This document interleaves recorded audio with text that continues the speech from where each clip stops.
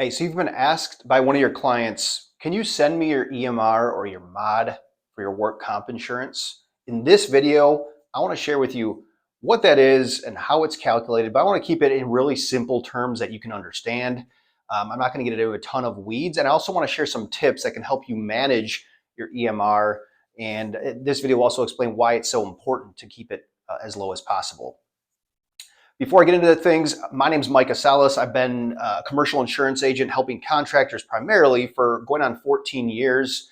And the goal of this channel is pretty simple. That's to help you become a better buyer of insurance and to simplify things. So thanks for joining us. If you like our content, give it a thumbs up and subscribe. Without further ado, let's get into this. All right, so what is an EMR, right? It's referred to usually as EMR or a mod, and it applies to your work comp insurance. Now, if you're a contractor and you have commercial clients, chances are you're going to have to buy work comp insurance. That just basically covers you for any liabilities for your employees' injuries, meaning that you will make them whole if they're injured or unfortunately killed on the job site. So your EMR is a factor. It's an underwriting factor that is applied to your overall premium that can either cost you more money or it can save you money. One thing I want to distinguish is a lot of your clients will confuse, and maybe you will confuse, an EMR for like a safety indicator or a safety score. An EMR is not meant to be a safety score, right? Even though your clients are using it as a way to pre-qualify if you're a good contractor or not to work with, it doesn't indicate safety. It's really an underwriting score. The reason it's not a good safety indicator is because it is detrimental to you if you were a smaller contractor, right?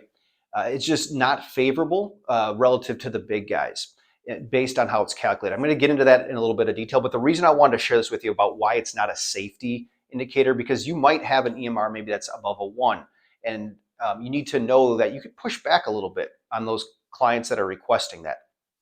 All right, so I got kind of 4 main things I want to talk to you about today, but the first that we're gonna hit on is just real simply how the EMR affects your premium. Okay, so the EMR is either going to be a debit or a credit or nothing, right? If you're at a 1.0, which would be average, then you are an average. You have an average EMR.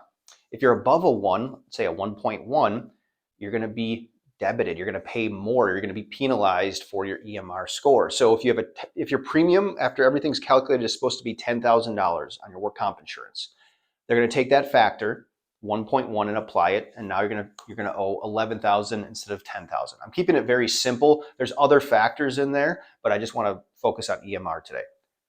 On the flip side, if you are below a 1, you're going to have a credit, right? So if you're a 0.9 and your premium's calculated should be 10,000, but you have a 0.9 EMR, you're going to save $1,000. Now your premium is only going to be $9,000.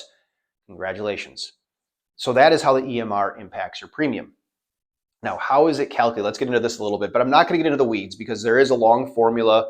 I don't think you really need to know that. If you want to know the long formula, ask your agent how this works. You can actually ask for your mod sheet that should be provided to you, and it'll show all your factors, your rating scores, all that stuff, and you can ask your agent how it's calculated in detail. There's also software that can verify your EMR is calculated correctly, because you could have an incorrectly calculated EMR. So that is important to note.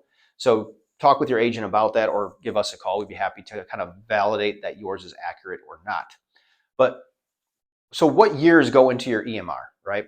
It's 2025 coming up, let's just say. You have a February 1st, 2025 expiration date on your work comp policy. So you should be getting your new EMR for that year, let's say 60 days out. So sometime in December of 2024.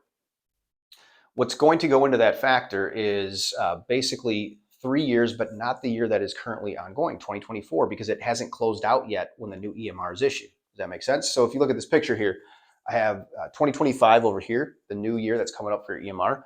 2024 does not count, but 2023, 2022, and 2021, all those years are what your EMR is going to be based off of. So it's really looking backwards, right? So it's not a forward-looking factor, it's a backwards-looking deal, and you kind of pay for the sins of your past, unfortunately. And once you have these claims and they close out for those years, there's not a whole lot you can do to remove them or get them reduced or anything. Once they're closed, and that's that.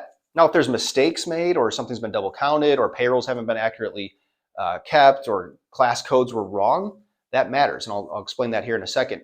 The last thing I want to just say is, so if 2025 is coming up, that means 24 is not going to count, but 24 will now roll on in 2026 because 2020 just dropped off, right? So 2020 dropped off. In 2024, you were 22, 21, and 20, but now 2025, it rolls forward, 21, 22, and 23, going into 2025. Okay, so let's just talk high level about how it's calculated. Basically, EMR is going to take your payrolls by your class code, by your state, and they're going to compare it to your peer group. And they're going to say, hey, this is what someone in your peer group we would expect to see for losses. And so you're going to take what you actually had for losses and compare it to what was expected to have for losses. And real simply, that's going to be how your EMR is calculated. Okay, so there's a couple other things I wanted to point out around managing your EMR. The main thing is, well, let me start here. You should be doing safety, right? Hiring well, that's one of the biggest factors I see. Drug testing, policy, procedures, all that stuff really, really helps. PPE gear, provide that. But there's two things that I see overlooked or missed by contractors, and I wanted to point them out. One is a managed care program. And this simply means establish a relationship with a doctor that is employer friendly, right?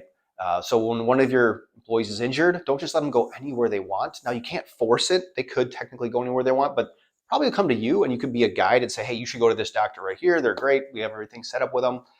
And you have a pre-existing relationship. They're employer friendly.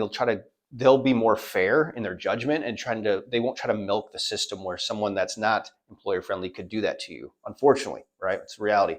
The second thing that I see people maybe question or don't do because they think it doesn't make sense, but that is a light duty return to work program. What a light duty return to work program means is that you have a program in place after an employee is injured that will help them get back to work quicker, right? And you will pay them for light duty at their normal wages, right? Even if they can't do their full normal job, you will pay them while they're doing a light duty. It could be counting paper clips. It could be volunteering. It could be filing. It could be watching safety videos. It could be whatever you deem necessary. Now, some pushback here is like, how can I pay my guy full wages just to sit around? Again, remember how I talked about your EMR goes back, 3 years? So 1 year is going to stay with you for 3 years. That's going to be calculated into your system. So you can run an analysis and say, hey, is it more cost effective to pay our guy or to let him sit at home? The problem with sitting at home is that, when your EMR is being calculated, it's based off of, there's two different factors. There's indemnity claims and there's medical only claims. Indemnity would be time off of work. Medical only is, hey, I cut my finger, I got it fixed, the cost for the medical care. That's it. You want to keep your claims to medical only. The reason that you want to do this and you're rewarded for doing this is that time off claims will be counted fully against your EMR. So if you have a $10,000 claim and it's indemnity, it goes into indemnity, and it's obviously there's a medical cost, but there's that indemnity portion. They sit at home, they stay at home for 2-3 weeks. Then the full $10,000 of that claim counts against your EMR. If you kept it to medical only, that claim amount is going to be reduced by 70%. So instead of 10,000 counting against your EMR, only 3,000 would be counted against your EMR. So that's pretty simple about why it's so effective to keep your guys working. There's other factors too, just culture, right? You want to get them back to work for the efficiency of your operations. It doesn't serve you well to have a guy sitting at home at the end of the day. So a light duty return to work program really helps establish that. The key is have it in place before someone's injured, right? And you should have a policy and procedure that lists, that everyone signs, and you list the functions that are adequate. And as long as they can get a doctor's note saying, yep, they can perform that, then you can bring them and they can do that light duty. Hey, that's all I got for you today. If you found this video helpful, or if you have any questions on your own EMR, I'd be happy to talk with you. You got my email, my phone numbers on our YouTube page, and I just appreciate you watching. Thanks.